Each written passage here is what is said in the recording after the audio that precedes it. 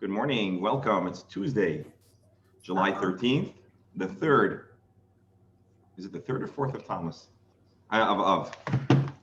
Today is the 4th of Av. Okay.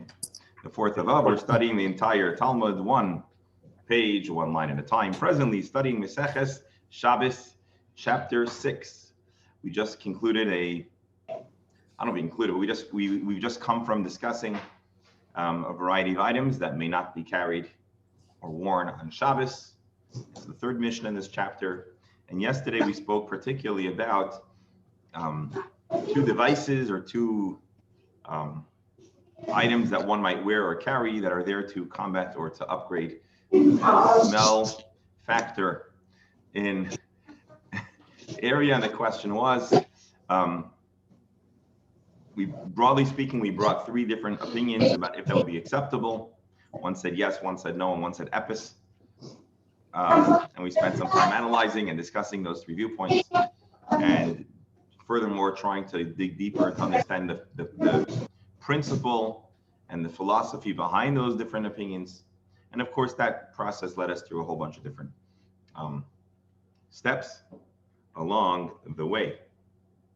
Suffice it to say that in those days, this balsamic or this balsam herb and the smell that it produced was something that was somewhat part of society to one extent or another. And the Gemara is now going to take a minor detour off the path of discussing the halachic elements of the subject, and we're going to begin a small agadic detour. As you know, the Gemara, the bulk of it, is devoted to the discussion of halacha. You get another Canadian. As you know, the Gemara discusses primarily the halacha, the minhag, and the thought process, the analysis of the text of the Mishnah, but primarily the objective ultimately is to get us to the destination, which is how to observe Judaism. So our Masechta is about how do you observe Shabbos. Of course, the Gemara, to really inform us how to observe Shabbos, brings us into the conversations that happened as these topics were discussed, debated, developed, and so that's what we have the privilege of studying every day.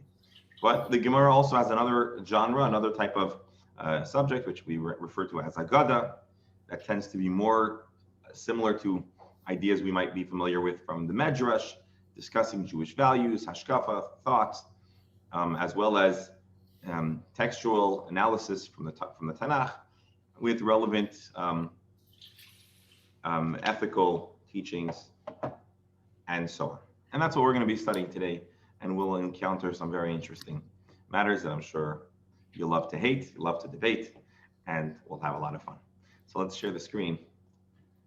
God forbid, no hating when it comes to the Gemara, but we'll have some fun here. So the Gemara now is going to quote a verse associated to shmanim, smell, perfume, and anointments, and that might be a reference to our palyatim, which might be a reference to our balsam. So again, this is what we read yesterday about palyatim,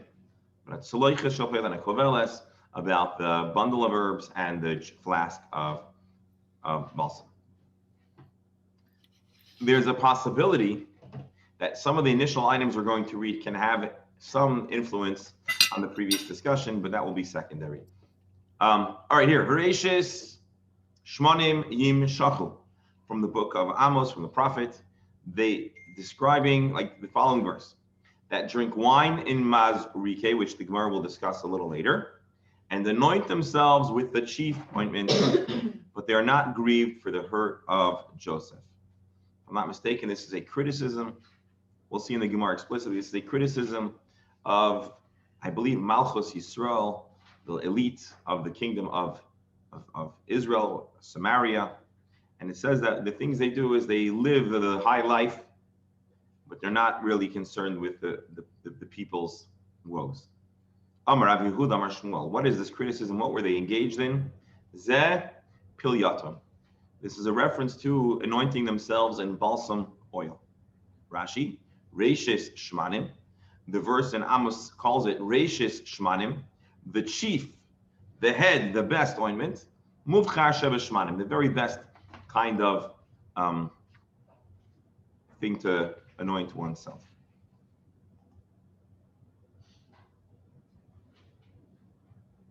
Alternatively, the Chidush HaGadol points out, the Marsha points out that it may have also been the first drop that was extracted, similar to how the olives, you had different tiers of grade of quality olive oil based on how far along the process that oil was extracted. Okay, so this is a verse that references Palyatim, which is what we were talking about. Masif Rav Yosef, so Rav Yosef is going to ask a question.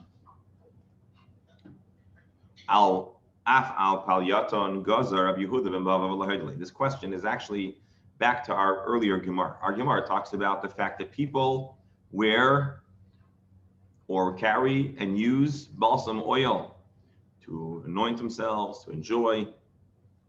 But Rav Yosef says, hey, 1 second. Was this not an item that is prohibited for Jewish use in observance of mourning for the fall of Jerusalem? And of course, this is where Hashgacha Pratis, everything connects. And so we're in the 9 days that we're mourning the destruction of the Beis HaMikdash. And here we have a reference to the mourning that was established by the Chazal, by the sages, following the fall of the Beis HaMikdash and the fall of Jerusalem. So again, let's read this again. Rav Yosef has an objection from a Tosefta that says like this: Apal Palyatan Gazer Rabbi Yehuda ben Bava. The Gemara tells us Rabbi Yehuda ben Bava was one of the great rabbis who lived in the era following the fall of Jerusalem, and I believe was particularly suffered and was there during a terrible time of oppression after the Hadrianic decrees, which I believe are what followed the fall of Beitar and the quashing of the Bar Kokhba revolts. There was a long period of great oppression to the Jewish people, of course, with slight variations depending on who was in charge in Rome, but more or less, once the fall of Beitar happened, life was really miserable for the Jews. Rabbi Yehuda ben Bava is recorded, if I'm not mistaken, as having been the rabbi who preserved the institution of smicha. I think we learned this in Maseches Brachos. He made sure that the institution of smicha, which was giving rabbinic ordination, but not the rabbinic ordination that we talk about today, but an ordination that continued an unbroken chain of Mesorah from Moshe Rabbeinu until it stopped a few hundred years later. So Rabbi Yehuda ben Bava also made some decrees about there was a process of creating regulations for how the Jewish people must recall and mourn over the destruction of Jerusalem. These were perpetual aspects of Jewish mourning. And so in the era following the fall of Jerusalem, there was a number of items that the Jewish people wouldn't do to express their mourning. And the Tosefta writes that Rabbi Yehuda ben Bava also sought to prohibit balsam oil because it was so luxurious and pleasurable and celebratory, and that would be inappropriate after the fall of Jerusalem. But the other rabbis did not agree. Why would he want to outlaw this balsam? Rashi writes, Mishum Sar Churban, out of pain for the fall of Jerusalem. The Amris Mishum Tainog. But if the reason why people use this balsam oil is out of pleasure, where would you infer that? From the previously quoted verse here that indicates that they're doing it out of pleasure. Why would the rabbis not prohibit this balsam oil? Rashi. The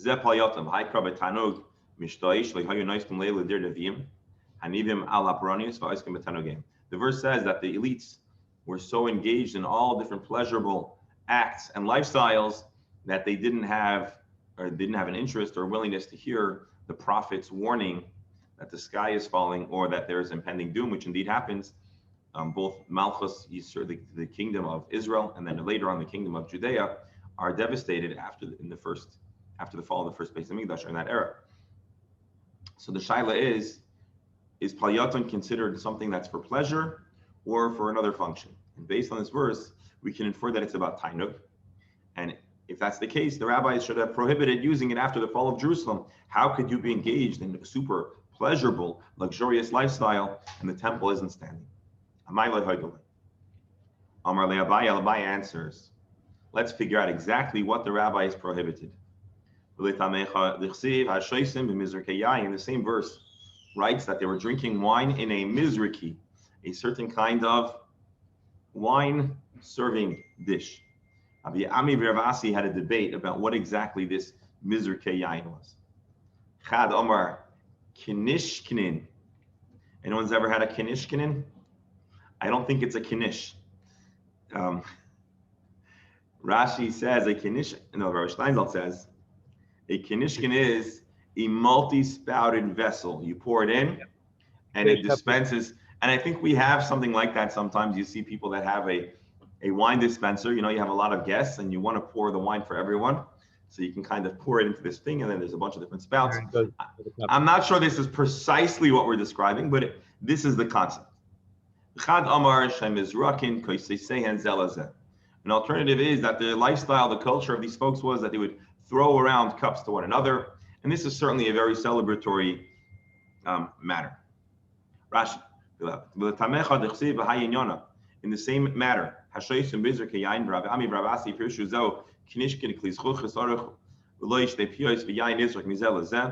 Rashi explains a little more in detail that it was a glass dish that would kind of create a fountain of wine in different directions. Or there were professional cup throwers that knew how to throw them in a way that would dispense them, I imagine, without breaking them. So the Gemara, right? Hachinami the Asr, are they prohibited? Is it prohibited to use these kind of wine fountains or wine techniques? We should infer that it would be prohibited because it's associated with this kind of luxury that blinds and its total consumption with pleasure. And the point is that that would be inappropriate after the fall of the Beis Hamikdash. Well, I know that it's not prohibited, says the Gemara. We know that once upon a time, Rabba went up for a party, for a Su'udah. Maybe it was a bar mitzvah or I don't know what, to see him, I don't know. With the house of the Reish Galusa. V'ishti v'kinishkinin, and they had kinishkinin. They had this kind of, I don't know if it was mushroom kinishes or potato kinishes. But they had this wine fountain, and it wasn't prohibited. No one protested. So clearly, this display of opulence and luxury and tanug is not a problem. So our answer is Ela kol midi de isbei tanug v'isbei simcha. So I know this, we're kind of coming out of left field. I understand it. But the Gemara says, you know what the formula was? You know what kind of item the rabbi said in the era following the fall of Jerusalem and the era of the loss of Jewish independence and determination in Eretz Yisrael? You know what the decree was? You know what the Gzeir was? Kol midi di isbei tanog v'isbei simcha. Something that was both pleasurable and joyous. It was celebratory in nature. Gazru Rabbanan, the rabbi said that should not happen after the Beis Hamikdash. We have to have a muted tone to commemorate the fall of the Beis Hamikdash. But if it's enjoyable and fun, but there's no simcha, like Gazar Rabbanan, the rabbis do not prohibit. So now we have an interesting formula that we can apply to both balsam oil and to the kinishkini. Although it's pleasurable, it's not necessarily. What is the difference between those two notions? Tanug and simcha? The joy and the pleasure. I suspect that pleasure, I mean, I'm sure we could parse it together, but my simple understanding is pleasure is a single person's experience. It makes you have pleasure. Simcha is more of a communal celebratory kind of thing. My understanding here is that the kinishkin is purely celebratory and the balsam is purely tanug. Neither one have both factors because that's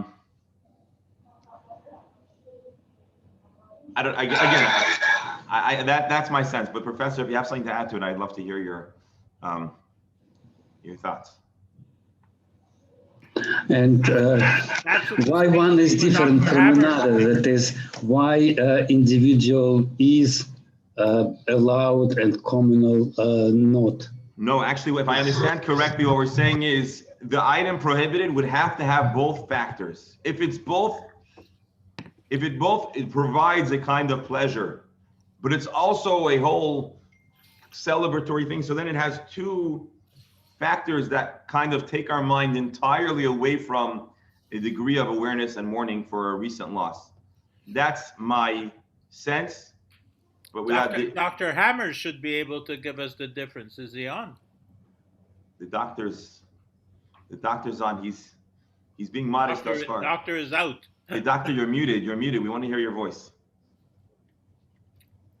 My mind, no, I'm muted, but my mind goes back to the psalmim, the carrier, and the relationship to perfume, and the issue of whether actually the perfume is, in certain cases, covering up an unpleasant odor.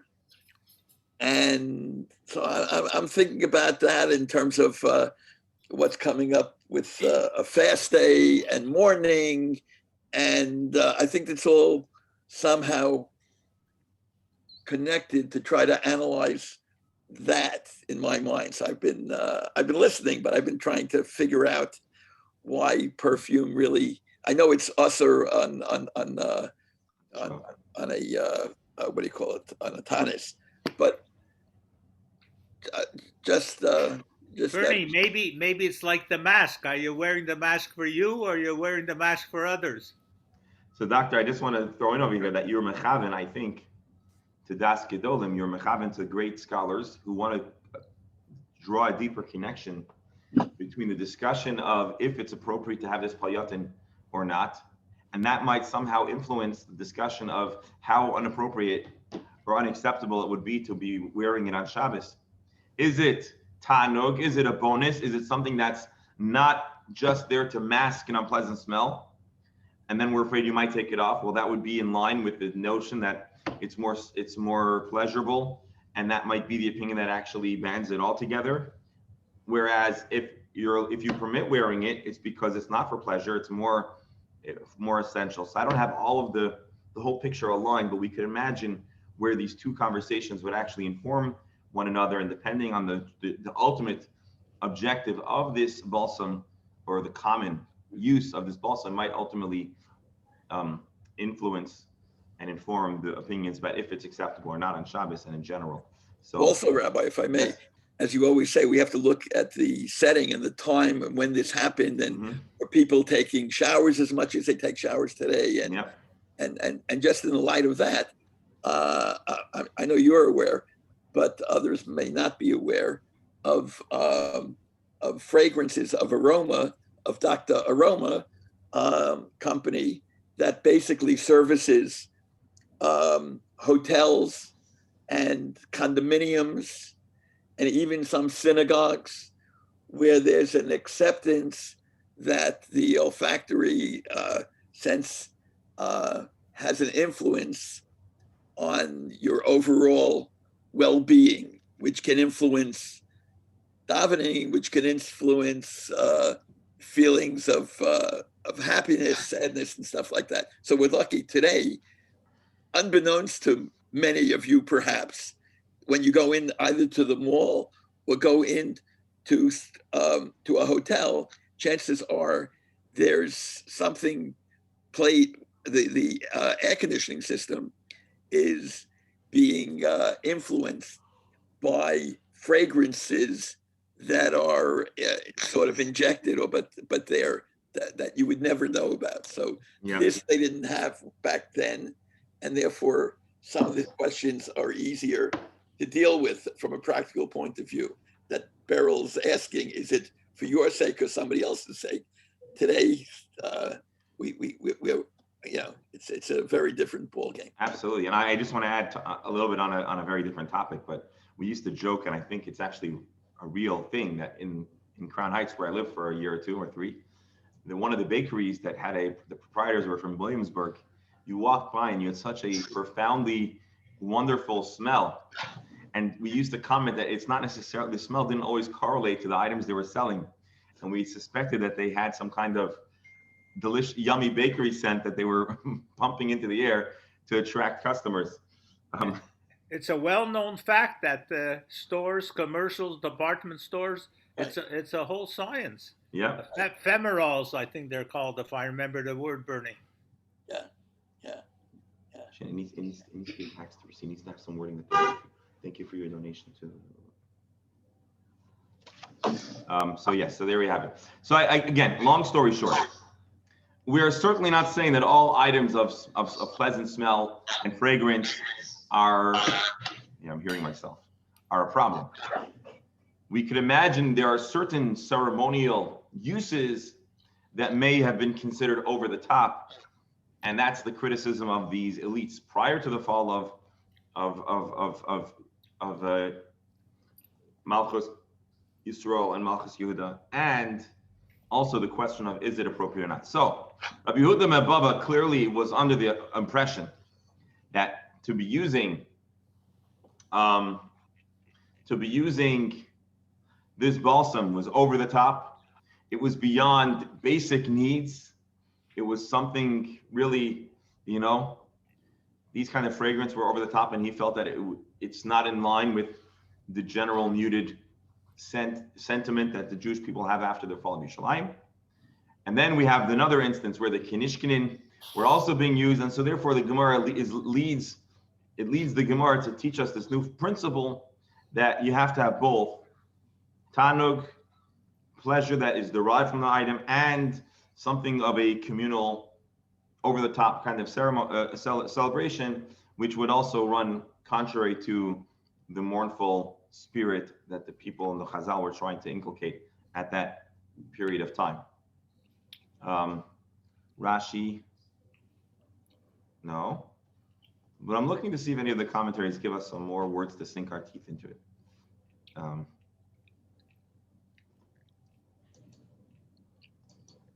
But anyways, folks, you ain't seen nothing yet, so we gotta keep on moving. So, but again, here we have it.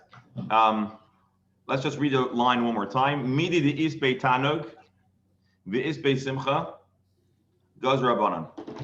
Abo midi the isbei tanug v'lesbei simcha le gazra. So I'm curious to see. Here he only comments about the balsam. There's no element of joy in balsam oil. It's precious and pleasurable, but it's ultimately. Again, this is my interpretation. You can take it or leave it. But I imagine that simcha, a person could have individual simcha, of course. I guess maybe just something else to think about. There are certain things that you'll buy for yourself that you'll enjoy, but they don't necessarily evoke joy. And I guess there's some things that might evoke joy and not pleasure. Is it possible, or are they synonymous when a person is buying something for themselves? If you enjoy it, it'll likely cause you to be.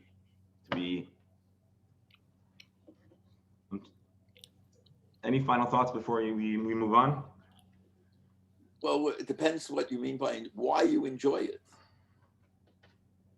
You enjoy something that's not a happy thing because you have the ability to, let's say, to purchase it.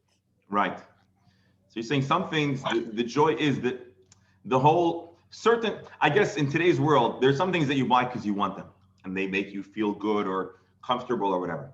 There's some things that you buy purely for a certain kind of statement. Either you can't not have it, right? Or because you want to make some kind of declaration. And there's certain things that I can imagine channel outright thrill and simcha. Reb Beryl?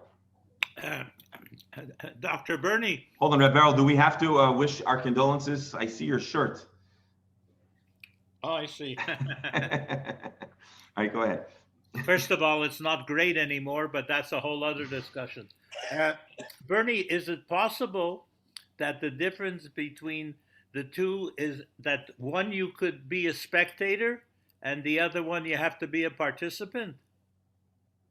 You're saying simcha versus tainug? Well, that was my understanding. That simcha is saying that there's like a kind of communal hype, a communal, not community, but I mean all the attendees collectively experience some kind of.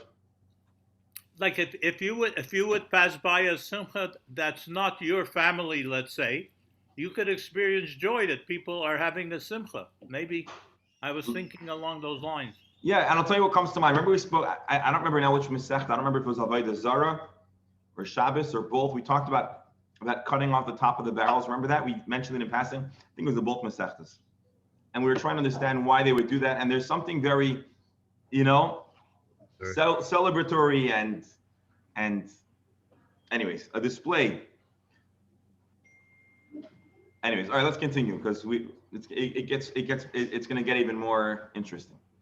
I think it's very subjective, but just let's comment. It's very subjective. You take a word and it's very subjective what that one person means and what. And ultimately everyone has their own definition of what's joy.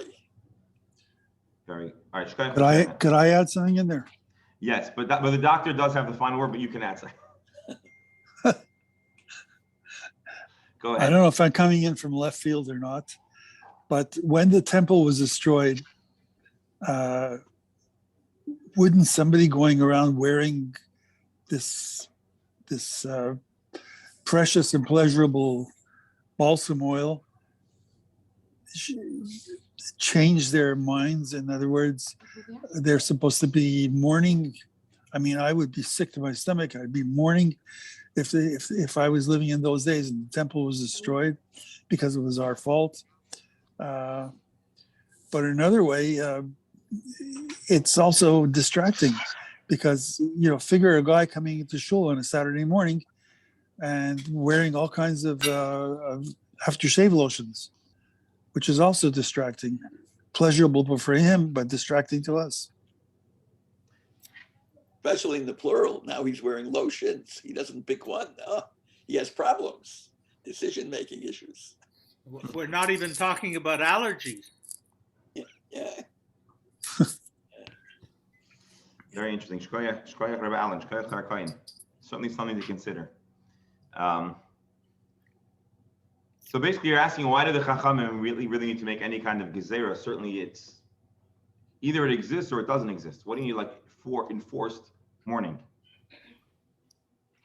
Chacham, I guess, wanted to remind the community, keep the community muted and mindful. By the way, there are certain things that are till this very day, halacha is that till this very day, that are associated with the mourning over the Beis Hamikdash. The famous one that probably comes to mind is the breaking of the glass under the chuppah. That's a minhag, right? Yeah. But there are other halachas also. For example, if a person builds their own home, there's the notion of a how do you call it? Marker. Of a place on the house that is unfinished, to recall that there's our joy is never complete because until the Beis Hamikdash is rebuilt. And there are certain halachas which are practiced to varying degrees, or in Yerushalayim they're observed more than in the diaspora, about musical instruments, right? And there are other halachas as well. And then of course there are the laws of the 9 days, which are the days that are committed to remembering those mournful days. And of course, that's the hashkacha pratis, where we're reading such a text in the time that we're actually actively mourning for the fall of Yerushalayim and the loss of the Beis Hamikdash. May it be rebuilt speedily in our days. And now the Gemara continues. So as you may recall, the Gemara, now that we mentioned balsam oil and the halachas of if you can wear it on Shabbos or carry it on Shabbos, we quoted a text in the Bible, in the prophets, and Amos, which references this balsam oil. Now, the Gemara is going to go on to continue reading and analyzing from the book of Amos. And so, hold on, let's just do this. We opened Amos here. Let's see if we can find. So here, this is the original text that we read. They drink straight from the wine bowls. This is a different translation, as you may notice, but the theme is more or less the same. And anoint themselves with the choicest oils, which our Gemara said is balsam oil. But they're not concerned about the ruin of Joseph. What does it mean, the ruin of Joseph? So Joseph is a reference to Malchus, the kingdom of Yosef. But let's just go. This is Pasuk 6, Pasuk Vav. So go to Pasuk Aleph, and it's a mournful prediction and a warning to the people confident on the hill of Samaria, Shomron, the notable leading the nation on whom the house of Israel pin their hopes. And he warns them of their being blinded by the lifestyle of luxury.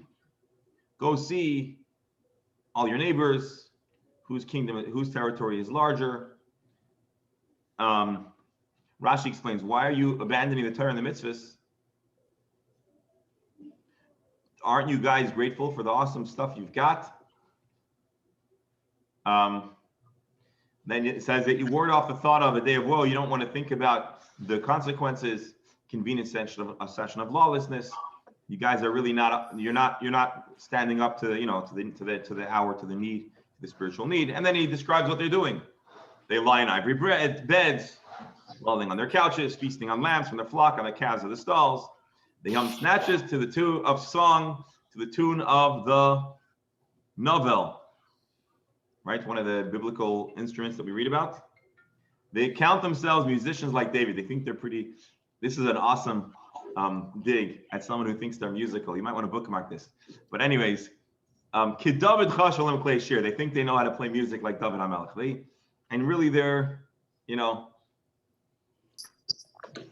difference, of course, Rashi points out, is David HaMelech saying L'Shem Shamayim, and they are just doing this to entertain themselves. Therefore, you're going to go into exile soon, and then there'll be no more singing. That's the context of this prophecy. Now the Gemara analyzes the verse pasuk daled we just read. Hashoichvim al mitois shein. They're sleeping on beds of shein. What is shein in Hebrew, or in English rather?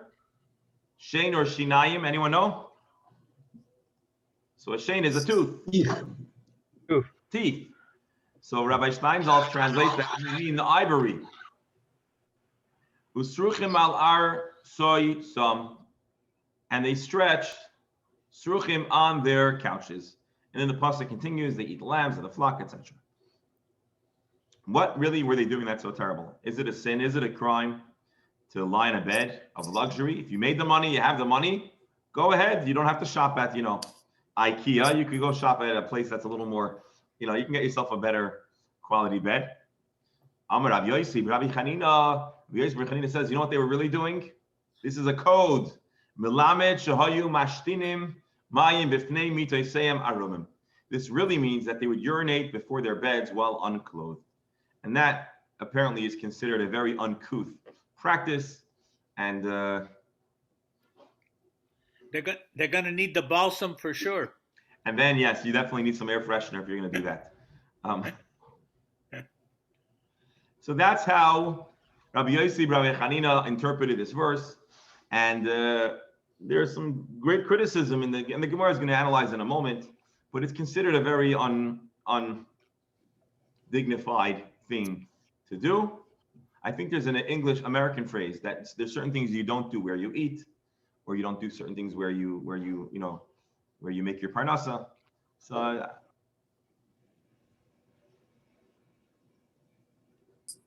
the Ben Yehoyada says that this is a very immodest thing to do. Imagine that once upon a time, many people would live in a single open space, and so the person was being immodest to do so. So anyways, a lengthy discussion what exactly might be inappropriate. The Gemara is going to have enough. Rabbi, it seems that we unexpectedly changed the subject from mourning for Jerusalem to the discussion of social life. Correct. Because the common thread now, and this is common in the Agadic parts of the Gemara, the common thread here is that we were introduced to a verse because we mentioned the topic of balsam oil. But once we kind of addressed that verse and we plugged it into the general discussion, now we're going to continue to analyze other segments of that prophecy that strike us as odd and to give commentary on them as well. So we have finished with mourning for Jerusalem. We finished with the active mourning for Jerusalem after the fall, and we're now revisiting verses that describe the tone deafness or the disconnect between the elites in the years that precede the fall of Israel. Yes, and so but it's more than that. We're not just saying that they were tone deaf, but also that they were doing pretty shameful things. And so for that reason, Rabbi Yossi Chanina wants to go beyond just mitois shein, and he sees the word maybe shein, similar to mashtin, or suruchim, which means foul odor. And I guess from there he infers that they were mashtinim, that they were urinating in front of their beds, which was considered a pretty uncouth thing in Jewish Mishnaic and Talmudic culture. Could that be interpreted as urinating before they went to bed? No, it refers to getting up from bed and immediately urinating without having. The Gemara is going to analyze, so I don't want to spend too much time guessing because I want to first see what the Gemara says. Then we'll analyze it. Megadef ba Rabbi Abahu. Rabbi Abahu was not impressed by this interpretation. So he says like this: Ihachi, that's what they did. Hainu dechsiv lachin ata yiglu b'roish goyim. This is such a terrible thing that they should warrant going in exile. Mishum demashtinim ma'im b'fnei mitesem arum yiglu b'roish goyim. Because they were a little bit gross and they weren't considerate about the fragrance of the home, they should go into exile. I mean, it's pretty nasty, but is that something that's really worthy of punishment to this degree? As Rabbi Steinsaltz explains, although doing so is revolting, a punishment so severe like exile and destruction seems excessive. And therefore, Rabbi Abahu says you got to read even deeper. And really, they were doing things that are even much more morally repulsive. Elu b'nei Adam were actually describing people. They would gather together to eat and drink. And they would push all the beds close by. And they would swap wives with one another. And their beds were defiled with bodily fluids that were not their own. And that's what it means, sruchim, gross. Yeah, I know it's a little graphic and a little bit so, but this is Rabbi Abahu's highly critical description of what was happening. A morally, from a Torah perspective, a very morally and not good behavior. And that might explain a general how they're downgrading their moral, the trajectory is spiraling out of control, and that might be more connected to the exile. That's what it means, Sruchim, that they defile, their beds, and so forth. And so that, to Rabbi Abahu, sounds like a more plausible reason to warrant exile. And so if I understand Rabbi Abahu correctly, urinating near one's bed was just a euphemism for much worse activities. Okay, that's that. The Gemara is now going to continue along the same lines. Amar Rabbi Abahu.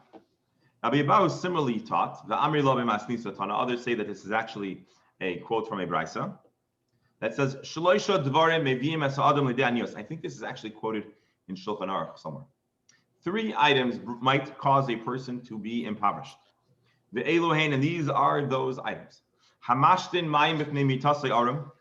One who urinates by their bed while unclothed. Umizalzel b'netilas yadayim, one who does not take washing the hands for netilas yadayim seriously. V'she'ishtei mekakaltei b'fanav, and one whose spouse curses him out in his presence. Now, I don't know, you'll have to tell me what's worse, a person curses you out in your presence or not in your presence. But these are 3 things that are a sign that things are falling apart. I think that's what we're saying. Let's read Rashi, and then we'll see the Gemara's take in analysis. Lidei anius, shorad anius o novel shmei, v'novel karli, v'oyev mokem mius, v'mashlamai v'mitas v'hanomius. Rabbi, yes. I may ask, what component is really offensive? It looks from this text that if one urinates when clothed, then this is not a problem. That is, it's not urination that is a problem per se, but just being naked, which seems strange to me. No, I think it's a certain. Again, my sense is that there's a certain crassness that a person just does their needs without any kind of like basic steps to, not making their business everyone else's business. But then that means that doing that while being not naked then that's okay, which again seems Right. strange. My understanding here, which again may be off, and the Gemara is going to discuss further, is that the understanding of the Gemara, and once upon a time people slept. Rabbi. The standard, hold on, the default way a person was clothed when they were sleeping was not clothed, and so the understanding is that they immediately got up and they did their business without any other steps in the interim. But it's Rabbi. How? Hold on, how, do me a favor, just because we have a lot of there's a lot of interesting questions here. But let's read Rashi and let's read the next line of the Gemara, which is going to give a little bit more perspective, and then let's reopen the conversation for further analysis because there's plenty more we need to figure out. I just want to see Rashi first. So Rashi says that Gemara says that there's a correlation between poverty and grossness, mius, and so it's considered gross in the Mishnah and the Torah's culture, let's say, to urinate right before the bed. That's considered gross. And so disgusting, mius, disgusting, and poverty have some kind of correlation. And that's why Rashi explains why Rabbi Bahu was saying that this behavior could lead to poverty. Arun. So this Rashi is going to address precisely, or not precisely, it's going to touch upon the professor and other questions. What does it mean the person is naked? Is that a central part of this issue? So Rashi says, no. Orcha de milsa nakat. The text, the Mishnah, or the Tosef, the Brisa, are talking about a common event. Mitoshu arum eino yotze l'chutz. Because the person is unclothed, so he doesn't want to go outside of his room. It's a pain. So he'd rather just do his business right away. And that is considered shameful. Again, hold on one more moment. Can you please tell me what's wrong over here? What does it mean that a person is urinating in front of their bed while they're unclothed? Rabbi clarified, this is only if he is like intentionally facing towards his bed. If he's facing away from the bed, there's no concern. I imagine what we're saying is that the flow of urine is Rashi says, the flow of urine is as far away from his bed as possible. I know this is a pretty even, and when a person turns towards the bed, this is only if he's urinating on the floor. If he has a what do you call those? Whatever. If he has a Urinal. Urinal, a chamber pot, something else, then we're less concerned. Let's go back now. So we have a little more information. It's not exactly clear. It's still not clear what exactly is wrong, what exactly he's doing. But we understand that it's not like you're not allowed to use the bathroom when you wake up. That's not what we're saying. And it's not like saying that a person has a bathroom in their bedroom, that you're not allowed to go to the restroom. And it's not saying that you have to get fully clothed to go to your bathroom. It's just saying that there's a certain very blatant and couth way of not even taking a nominal step of ensuring some kind of respect to the dignity to yourself and to the people around you. I want to add one more thing. And this goes along, I think the doctor reminded us, that we have to also consider the circumstances in those days. In those days, the floors of the homes were earth. And so I still don't advise urinating on the floor of your earthen home. But it's possible that was not entirely crazy. So at least, keep your sleeping quarters clean. There may be some kind of a sense of that. One more thing before we open up the floor for further analysis.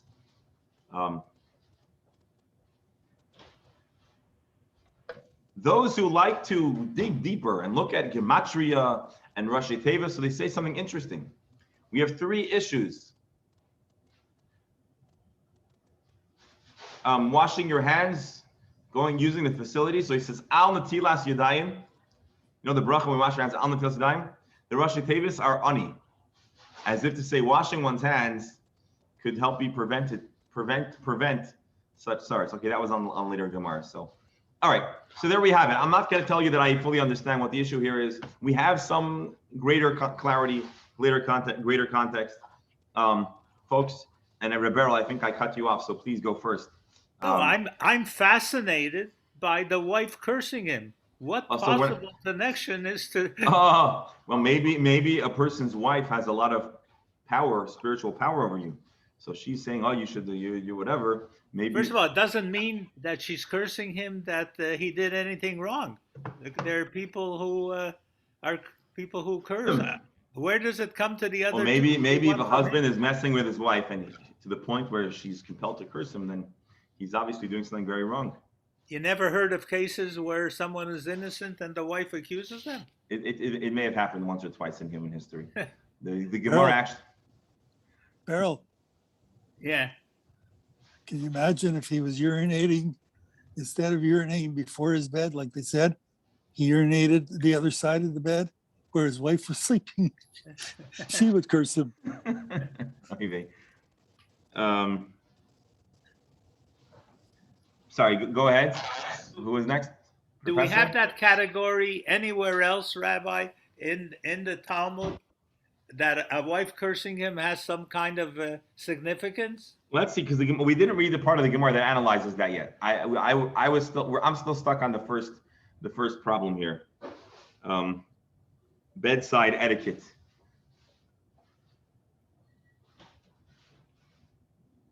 So here he brings that in another Masechta it says, Rabbi Shimon Bar Yochai taught, Shamashtem mayim lefnei mitasei aron, a person who urinates in front of the bed unclothed, it's one of the things that Hashem hates. Why? I don't know. Same question. The Mishnah Brura says, why? Because Hashem desires that humans should live in sanitary and clean environments. Nikius, cleanliness, and sanctity are very close, are not identical, but very closely aligned. A person who lives in a totally inconsiderate manner and lives in filth creates an environment where spirituality and godliness is not compatible. Does that ring true, or at least sound somewhat more palatable? Rabbi, Dr. Hammer, please. is it possible that this is one scenario, not three different things? Okay, we start off by this guy going out of bed and urinating naked, and he's facing the bed. Who is in the bed? His wife, okay? And since he just finished going to the bathroom, he's required to wash his hands and say Asher Yortza, and he doesn't do that. And therefore, given those two things, his wife curses him. Yeah, that would make more sense. I don't know if that is the only way to read this, but this is certainly consistent with our Canadian friends' interpretation, because I think Reb Allen and Reb Beryl both indicated as such. And Doctor, you spelled it out for us very clearly. I am fairly certain someone makes that case, and it's certainly it kind of strings together nicely to assume the same chazer, the same uncouth, gross person would act like that, and then not even consider washing his hands, and then certainly he deserves his wife's ire if that's how he's going to act. And we would side with his wife in this one. Maybe that's why they add in his presence, because the wife cursing him by itself would be something.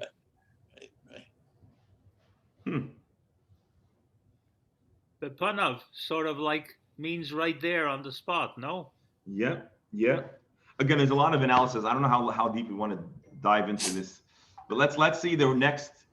Okay, we have a few more minutes. Let's see how the Gemara explains the next two parts. So we spent a good bit of time reading the Gemara's analysis and Rashi and some other commentaries about Hamashten Mayim Ifnei Mitasi Aron, the urinating part. Now let's see about the Mizalzel B'Netilas Yadayim. Umizalzel B'Netilas Yadayim, the person that does not take washing hands seriously. Amar Rava, Lo Yamaran Elo Zolei Yadei Klal. The kind of person here that we're talking about that's going to become impoverished is a person who doesn't wash his hands at all. Aval Masha V'Lei Masha, a person who's cheap on the water supply, Leis Lamba, that's not such a big problem. Rashi, She'ena Roichetz Meshafshef Yafi, doesn't do a good job. El Ma'at Mayim, can go in Revius Mitzumtzum. Vilav Milsahu, but the Gemara says that Rava's comment is not really the thing.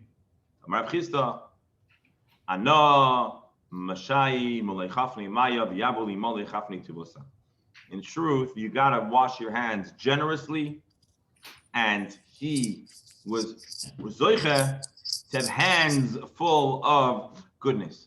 So what we see here is not so much that not washing your hands warrants poverty, but washing your hands generously and behidur can trigger somehow spiritual rewards for prosperity.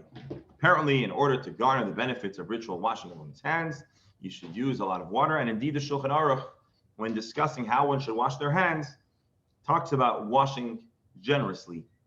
And I believe the Shulchan Aruch Harav actually quotes this, if I recall correctly, although it's been a while. Now, what's the deal with the cursing? Notice there's no criticism of the wife, as we pointed out. We're not critical of the wife for cursing. We're actually fairly sympathetic. Are you ready for this? I should make sure my wife's not here.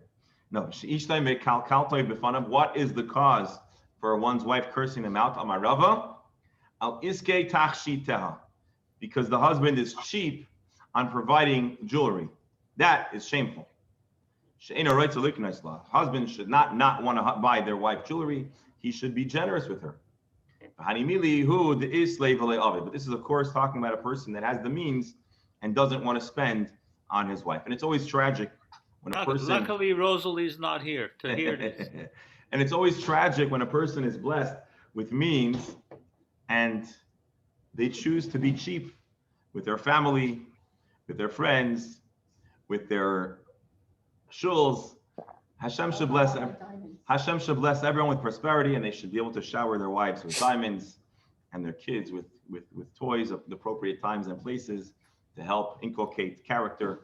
And so here are the Gemara. Folks, make sure after this Gemara, when you want to tell if you want to share this with your spouse, just share this part of the Gemara, and they're going to love your attendance in the Gemara share. We could actually, we'll have them pushing you to join some more. Doctor, go ahead. I'm at the beginning of writing a book, and it's entitled "How to Select a Low Maintenance Kala," and we'll give it to all the yeshiva bachrim, and I think it'll sell. I think it will sell. Yeah. I want to share with you that actually one of the tragedies that we have today, I hope this is not considered Lashon Hara, one of the great tragedies today is that a lot of Jewish men are finding themselves attracted to non-Jewish women. I mean, there's a general issue of how do you call it, of assimilation, which is something that, is a challenge. And I'm sure many of us here have been immediately or indirectly impacted by that. And this is certainly not a judgment of that. But one of the problems that we have is that there is a stereotype that is frequently confirmed of Jewish American princesses. Right. And that Jewish girls have a reputation for being very high maintenance. And unfortunately, I've spoken to many men that are burnt out from high, again, I'm not putting all the blame on the women, God forbid. But there's an unfortunate dynamic where there are certain people of certain backgrounds and ethnicities that are known to be more docile and less materialistic. And for some reason, sometimes Jewish people are attracted to those kinds of individuals with those characteristics, and it's certainly a tragedy. Bernie, the sequel to your book is for the parents to pick a chosson who's low maintenance. Well, they have a bridezilla, but what's the chossonzilla? Yeah. Listen, I think as much blame can be placed on both sides. Yeah. But there is this stereotype. So, doctor, you'll have to. I think maybe parents should inculcate into their children a strong determination and character to be able to shower their significant others or their perspectives with all the good things they want. And Hashem should bless everyone with a vast parnassa to be able to do so. I mean, the underlying problem is sort of gashmiut uber aleph, and that's part of our society, and that has nothing to do with religion, actually. Indeed. What my comment here has nothing to do with religion. People of all different degrees of religion complain on both sides, for that matter, but about a certain, extreme materialism, and that makes things difficult. It's about teaching values. Yeah, and so that's what our Gemara, interestingly enough, is pointing out over here. I hope I didn't step into any into anything with that comment and commentary, but it's a good way to close off the Gemara. A person who doesn't take care of their spouse, and then the spouse is expresses frustration, they're heading in a bad direction, because ultimately, if you're blessed with wealth, you should share it with your loved ones, and you should care and take care of your family. And somehow, a person that's doing well, that takes care of their spouse, it's associated with enduring financial prosperity. And if they're kvetching about it, it means that the person is too cheap. If you're too cheap to take care of your wife, you're also too cheap to make other kinds of decisions that will help your success endure. And so I'm sure there's a whole lot more to try to figure out on this one. It's interesting, all this from worrying about carrying something around your neck with herbs. Yeah. Oh, I should point out one last thing. How does the Gemara know that we're only talking about a person that has the means? Why? Maybe a person that doesn't have the means should also do it. So remember what the Gemara says. There are three things that would cause a person to lose their wealth. The person that doesn't have the means already doesn't have the wealth.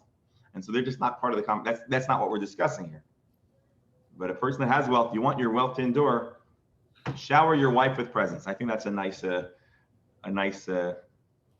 certainly the most comfortable part of this Gemara that we've studied today.